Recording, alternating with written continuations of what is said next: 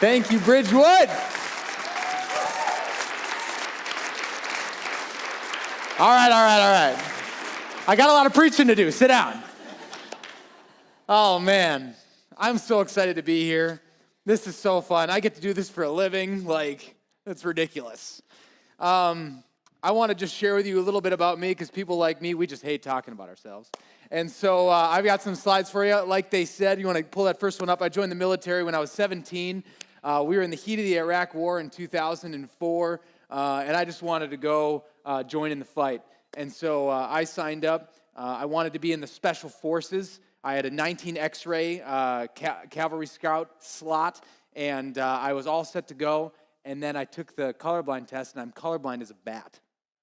Had no idea. You'd think I would have figured that out in third grade, but no. And they basically said the only job available to you is a chaplain's assistant.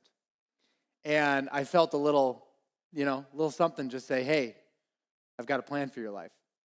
And I became a chaplain's assistant and was in the ministry in the military while protecting the chaplain when we were in combat. So next slide, these are my boys that I deployed with, my brothers, spent every day together, and obviously photos have gotten a lot better since then. Next photo. And then this is us. We had a PR team with us when we were out in combat. So my job, whenever we'd roll around, because chaplains don't carry weapons in the military, I would be guarding him. So this is literally me doing my job, watching his back. You can't ask for a better photo. And so we were out meeting with governors, different mayors of different towns, building relationships in Iraq. They have a lot of respect for religion, obviously, and respecting our religious leaders.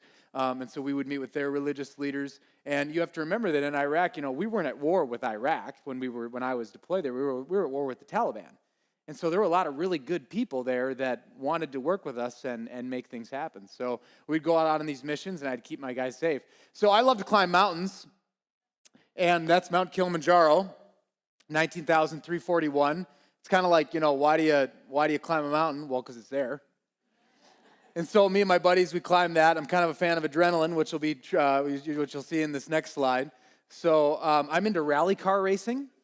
And so what you do is you basically you go to a dirt road that they block off, and it's 20 miles long. And you drive it at 30 miles an hour, and I'm the co-driver, and I'm taking notes of every single turn and every single detail of that road while the driver is telling me what he sees. So we run the whole thing at 30 miles an hour, then we go back and we run it at 150. And you're flying around turns and corners, and it's an adrenaline feast. I don't like it at all. And then sometimes, you have little accidents. So we were at a race 2 weeks ago, and I've never even been in a car accident. This was my first one, and we were coming around a corner. It was super muddy. We were going about 55 around this tight corner, and we just flew off the road into a tree. And we fly, and we hit this tree, and you kind of have your moment, and then Mark goes, "Are you okay?" And I said, "I'm okay. Are you okay?" And he said, "I'm okay." And then, and then we kept going, baby. So anyways, that was fun. What do I have next? Oh, and this is my beautiful girlfriend, Alyssa. Everyone say, "Aw." We were friends for a year, and then one day I looked at her and I was like, "I love you." And so we've been dating for about 3 months. We just went down to Havasu in Arizona, 10 miles in, 10 miles out. Slept in separate tents, amen. And amazing woman of God. I think we've got one more of her. Yep. That was with an iPhone. What is with technology? Look at that photo. Come on, Apple. All right, so that's my story. Let's give it up for great girlfriends who make life awesome. So I have a lot of things I want to get into this morning. I have such a fun word to share with you, while a powerful word. I know that not everyone in here is military, and so I want everyone to walk away with something today, amen? I want everyone, because my ministry is called Engage Your Destiny. And so I want everyone in this room to receive something from the Lord that you can take away and put into practice today and tomorrow and therefore on. Amen? And so I want to start off with a story. I love stories. When I came back from Iraq, one of my best friends, his name was Joel, he joined the active duty and got sent over to be stationed in Korea. And Joel called me up. We hadn't seen each other in about a year. And he said, "Hey, Ben, we haven't seen each other. I miss you, brother. I'm stationed here in Korea. I'd love for you to fly over. If you pay for your ticket, I'll take care of everything else. Right? So I'm a college kid, I'm a military college kid, so I'm not doing that bad. The Army takes care of its military college kids. But anyways, don't have a ton of cash, so I can afford a ticket, but he said, I'll give you a place to stay, I'll feed you, whole 9 yards. So it was over spring break, and I decided I'm going to fly over. Now, my mom is a travel agent. And so I tell Mom, I'm like, Mom, Joel wants me to come over to Korea and see him. I've never been to Korea. And she said, oh, well, you have to stop in Japan. Japan is wonderful. And I said, sounds good. So she said, my mom booked me a hotel. She used a bunch of her travel agency magic points and stuff and got me a 5-star hotel in Japan. So she was like, I went to Korea, and then for the couple days, she booked me a tour to see Tokyo and stay in a hotel and get the whole experience. So keep in mind in this story, everything that has to do with Japan, my mother. Okay, so I go to Korea, have an awesome time with my brother Joel. We climb some mountains, work out, eat a lot of food. It's pretty much what military people do. And then went to Japan on the way back. So I fly into Tokyo, and I'm on a bus, and it's like an hour and a half drive from the airport to downtown Tokyo. And so we're on the bus, and I'm still dealing with a little jet lag. I'm a little tired, and we're coming in to Tokyo, and in Tokyo, there's has anyone ever been Japan? Not one? You guys got to get out of Clarkson. Okay, and so there we go. All right, brother, all right, my man. And so you guys have no idea if the story's even true. All right, anyways, so we come into Tokyo, and now in Tokyo, there's just a lot of water coming through it and random little rivers. So there's a lot of these bridges to get over just these random because it's just a real watery area. And so we're coming over this bridge, and all of a sudden, traffic comes to a stop, and the bus that we're on just kind of starts going like this. And I'm like, And then it starts just swaying back and forth. And I'm looking around, and I'm going, is the bridge moving? Is there a ship coming through? What's the deal? And then the bus starts just shaking out of control. And it starts going up on ends.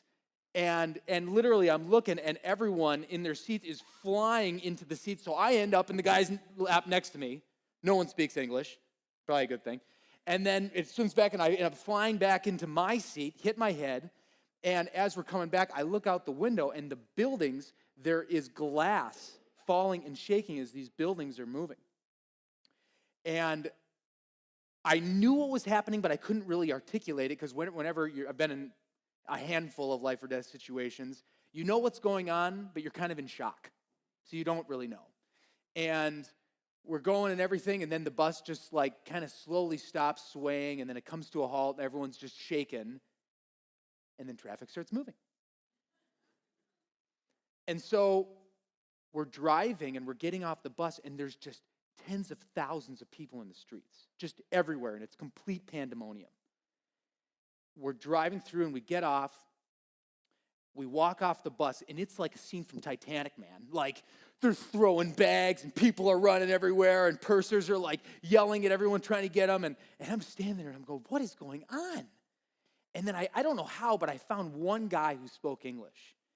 And I don't know why I asked him this, but I walked over to him, and I said, hey, what are all these people doing in the streets? And he said, well, because of the earthquake. And I said, right, the earthquake. And as the words left my mouth, because this was you guys remember the nuclear reactor, massive, largest earthquake in the world's history. So I was there for that, okay?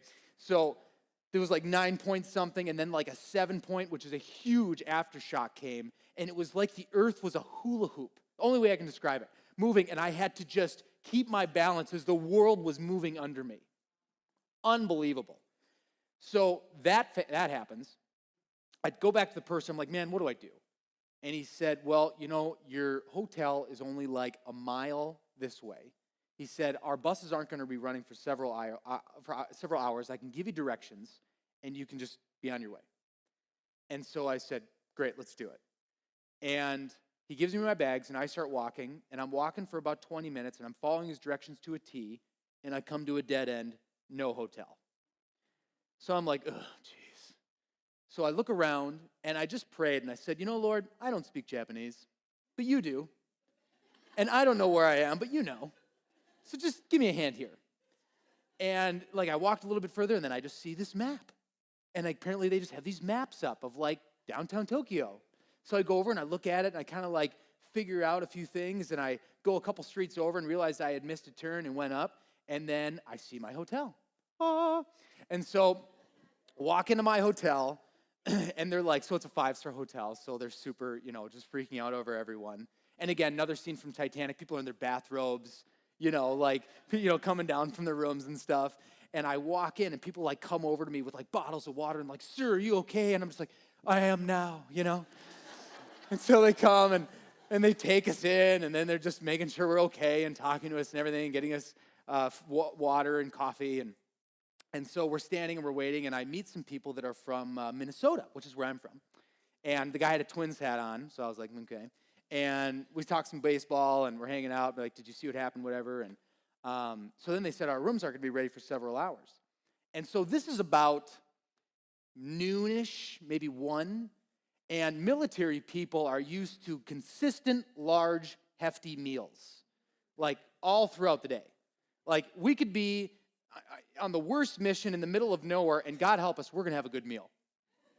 Forget the Marines. They suffer. Army guys don't. We get fed well, okay? So I just don't do well with not eating. It's severe torture. So it's 1 o'clock, and I'm dying without having a bite to eat. And so I start going around to all the restaurants, and there is nothing to eat because the wait list is 3 hours. So I can't get into any of the restaurants. So I go back to the hotel. I'm like, I got to get something to eat. Where could I go? And they said, well, there's a 7-Eleven down at the bottom of the hotel.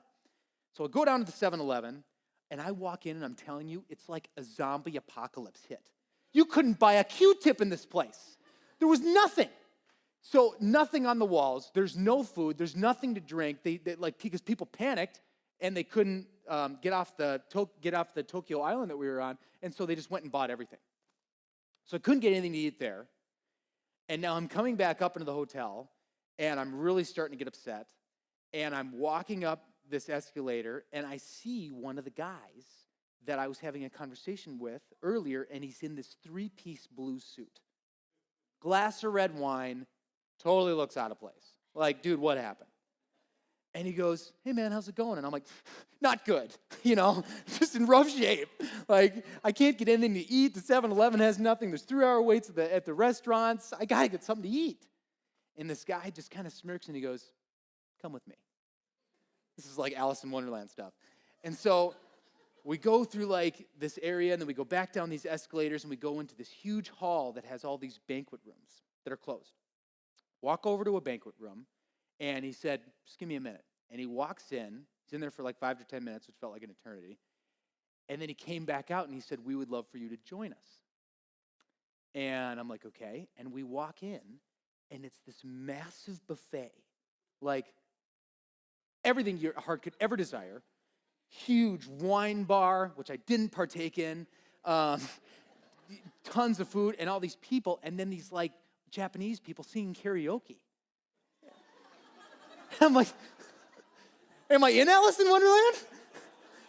And so, we sit down, and of course I just go over and get a huge plate of food and sit down, and then I find out that these are these Japanese senators, or they have a different name for them, but basically what would be senators and congressmen, and they couldn't get back to their, baller status mansions or whatever, so they rented this banquet space so they could just eat and drink and party until the earthquake was over.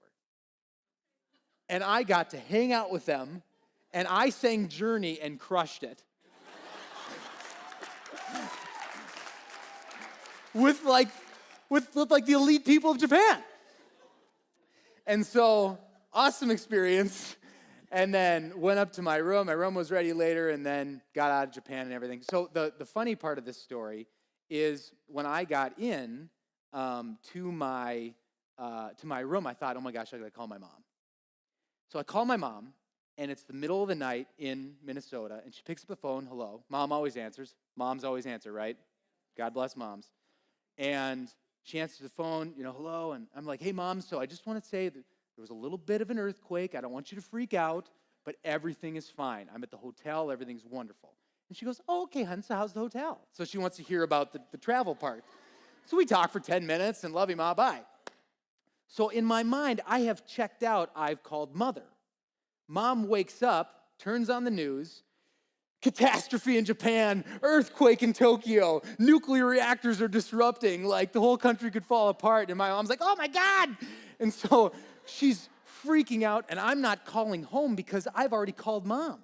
So for the next 2.5 days, and then I didn't call home, and then I checked Facebook, and my mom is posting on Facebook, starting prayer chains to help get her son home alive. And I'm fine. So I call my mom, and, she answers the phone, and I'm like, hey, Mom. She goes, Ben! And we had our moment, and everything was fine. So for the young people, call your mother more than once in the middle of a catastrophe. I tell you this story to say that God has a buffet of promises in the middle of a crisis or heartbreak if we will just turn and trust in Him. I want to talk to you today about how to get to those promises. Amen? So in Acts chapter 9, we are introduced to a man named Paul, who was named Saul, and he was the modern day ISIS. Now I want you to fathom that. Paul, who wrote 13 books of the New Testament, and it's like the hero, one of the major heroes of the faith, was a modern day ISIS member. Might change how you take a look at ISIS through the lens of God. Just planting that seed. And he is on a mission to kill Christians. And they honestly don't have an idea as to how many Christians he actually killed. It could be in just the tens of thousands of how many Christians Saul killed before he was converted to Paul. And Paul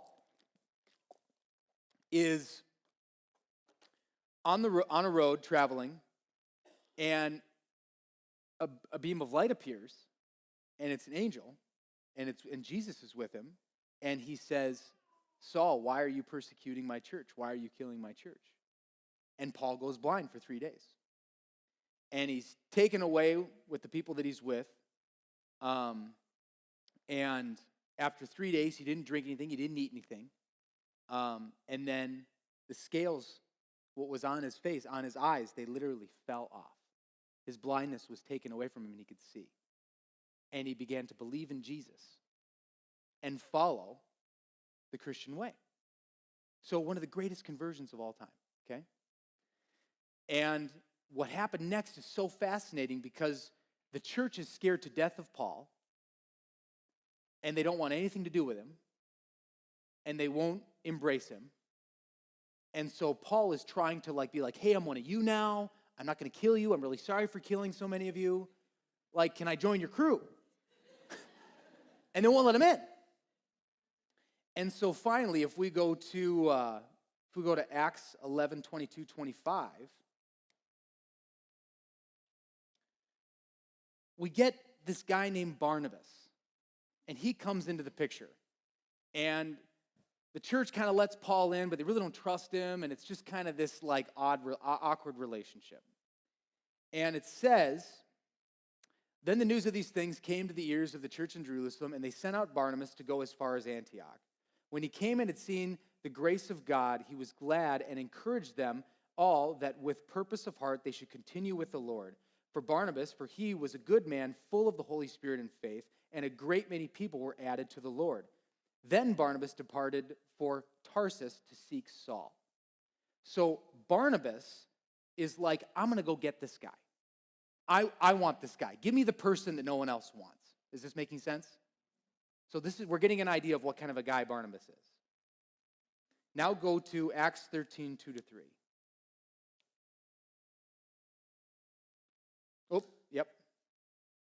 And so it says that as they ministered together, ministered to the Lord and fasted, the Holy Spirit said, now separate to me Barnabas and Saul for the work to which I have called them. Then having fasted and prayed and laid hands on them, they sent them away. And it says that they actually dwelt together for a year, Paul and Barnabas. They spent a year together. Then after that, in Acts 13 and 14, they go to Cyprus, they go to Iconium, they go to Lystra. And it says that they are imprisoned, that there's people wanting to kill them. There's actually a point where Paul gets stoned to death, and then he gets raised from the dead. Like actually stoned to death. So you have this journey that Paul and Barnabas are going through. And actually, as Barnabas is with Paul, their persecution is increasing on them, and yet Barnabas stays with him. What kind of character does that take? And then we get to a point in Acts chapter 15 where a huge dispute happens. And Barnabas' cousin is named John Mark, whose also surname is Mark. And Mark is kind of under Barnabas and also being raised up and being mentored and discipled. And Paul doesn't want to take Mark on this trip. He's saying he's not fit for the ministry.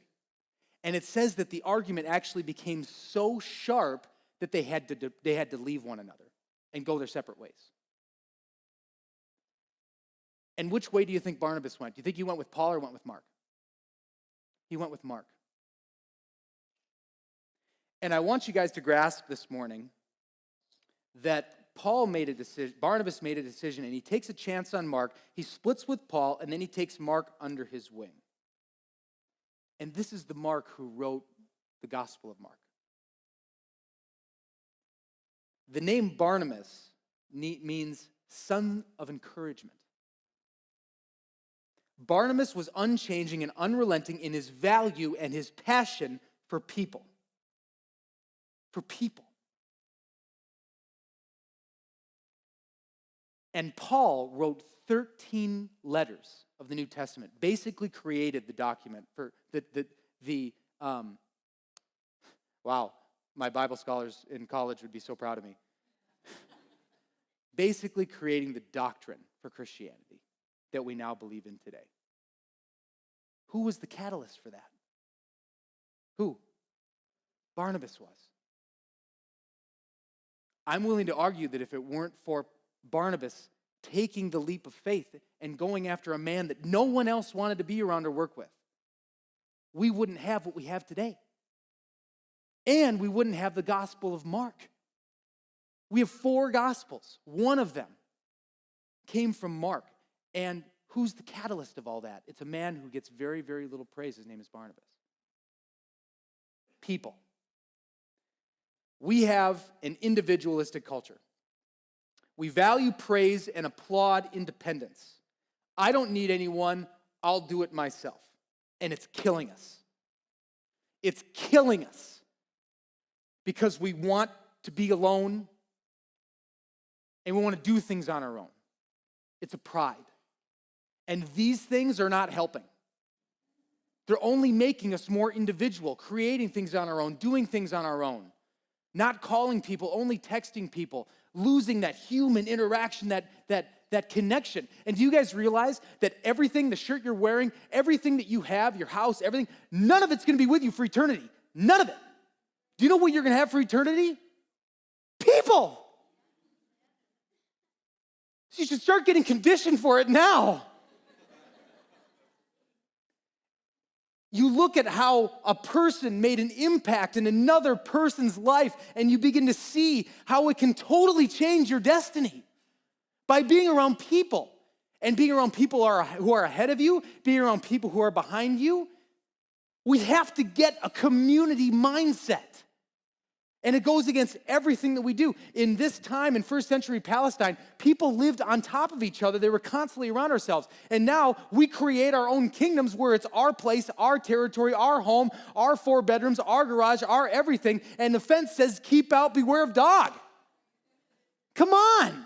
And we wonder why we're depressed. In the last 10 years, alcoholism has risen in America by 100%. It's doubled. Americans are depressed because we're alone and we're isolating ourselves. And it all comes from a basis of hurt. Hurts make us want to get away from people. We need people. When I was, it's 10:15. How am I doing on time? We're good? When I was I go to a church in Minneapolis a lot like this one called River Valley, amazing church that I love being a part of. And I started going to this church because I needed more community with people my age. I needed more community. And Pastor Rob gave a sermon at the beginning of the year in 2016 called the Go Series. He gave that sermon, and it was all about going after what God has for you. Isaiah 6 says, "Here am I, send me, I'll go. Whatever you want, God." And it was a few months later, and God just started stirring something in me, and I was in the business world, and I was seeing so much success, and yet there was this gaping in my heart of, man, I'm just not doing what I was put on this earth to do. And it didn't happen overnight, but it just over a couple months, it just started stirring more and more and more. And then on February 3rd, I woke up one morning, and I got in the shower revelations, anybody? And I'm just like, God, what do you want me to do? What do you want me to do? And I heard in my heart, can't explain it, as loud as I can hear my own voice right now, I heard it's time to go. Go. And to me, that meant quit your job and start a ministry. Quit your job and start a ministry. And I went into the office that morning and I quit. And I decided that we're going to go on this journey. And I really wanted in my ministry to work with broken people that are hurting. I love being around broken people and helping them. And so I started a youth ministry, which is not what you're doing today, Ben. I get it. I started a youth ministry, and I was about 4 months into it. I had started my nonprofit. I had gotten my 501c3. I had gotten a board around me. We were moving in that direction. And then one night I had a wildly vivid dream, as real as this, that my youth ministry was a complete failure. I would go to speak at youth conferences, and the whole group would get up and walk out when I'd be speaking. I'd be sitting over here, and the band would be playing, and they were supposed to play for 30 minutes. They'd play for 2 hours. They'd just go and go and go because they were trying to defy me. Caleb, I love you for stopping playing. And then I'd be on college campuses, and riots would ensue just because I was there. And then the dream changed, and I was looking into a video camera, and I was asking veterans and their families to send me their stories, to share their burdens with me. And sitting at my feet was this exact bag, and it was overflowing with tens of thousands of letters and stories from vets and their families. And I woke up at 3:30 in the morning, wide awake. And I was laying there, and the verse that came to my heart was Galatians 6:2, and I didn't have it memorized, but Galatians 6:2 actually says, I can't get over it, carry one another's burdens and you'll fulfill the love of Jesus Christ. I carry this bag with me everywhere I go. And I knew what God was calling me to do. I knew it. And so I bring you this message today. If you look back on my earthquake story, when I was alone and doing things on my own, I didn't get very far. I couldn't get anything to eat. I couldn't find what I needed. I was in distress. I was struggling. But it wasn't until I connected with other people that the shift happened, that the change took place.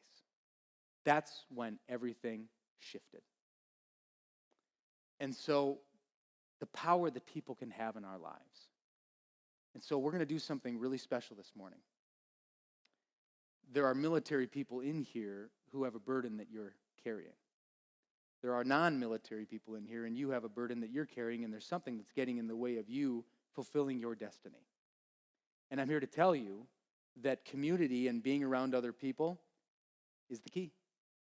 It's community, and it's how you're truly going to see God move in your life. But in order to get to that stage, we have burdens that we have to lay down. There's financial burdens in here. There's physical burdens. There's people with pain in their bodies. There are issues in this room that have to be dealt with. On day 6 of my combat tour, we were an aviation brigade, and so if anyone needed a taxi cab ride in Iraq or called in gunships or needed a medevac, that was what we did. And it was our 6th day, so we hadn't even replaced the unit that we were there to replace.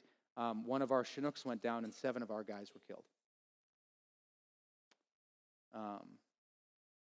It happened so fast. And it was one of the most devastating experiences of my life. And it doesn't just go away. But the ability to continue to move forward in life and do what God's called me to do is there. But there are military burdens in this room that I want to invite to be laid down. There are also burdens from non-military people that I want to invite to lay down. So we are going to move into a time of ministry. We're going to skip the video for sake of time. I'd like to ask the worship team to come on up, get in place. We're going to move into a time of reflection. What I really want you guys to do is to put your cell phones away and give God some time to speak to you. Let's not be in a hurry. We're always in such a hurry. Let's slow down for a minute. Because every single person in this room has something that is weighing on you. Maybe it's something from your past, from your family. You have something that's holding you back, and you need to lay it down, and you need to get prayer for. You need to get prayed for. God is here, and he is flipping ready to move in your life. Like, let's go, baby. So we're going to have prayer team leaders up here. Worship band's going to start playing, and this is going to be your time to reflect. And when you're ready, I want you to write down what's on your heart. And if you're a military person, if you're a veteran, I'm going to invite you to come and put your burden in my bag where it belongs. Someone else carrying this burden with you. And if you're a non-military person, I ask that you would just come up and you would just lay it at the altar. This is for everyone this morning, whatever you're carrying. There's a power when people come together, and there's a power when people decide to believe in things that they cannot see. Do you have that 2 Kings verse, brother? There's a story from 2 Kings where Elisha is with his servant, and they're up on this hill, and they're in a fortress, and they're together, and they come out one morning, and there's an enemy that's there to kill them, and they look out, and they just see a vast army. I mean, like epic movie situation where there's just an army there to destroy them and kill them. And the servant just starts freaking out. And Elisha prayed. He said, Lord, I pray, open his eyes that he may see. Then the Lord opened the eyes of the young man, and he saw, and behold, the mountain was full of horses and chariots of fire all around Elisha. Next verse. And when the servant of the man of God arose, we missed. And he says, do not fear, so here's the key. Do not fear, for there are more of us than there are with them. He says, don't fear. There's more with us than there is with them. Opens his eyes, and he sees chariots of fire. Angel armies there to protect them.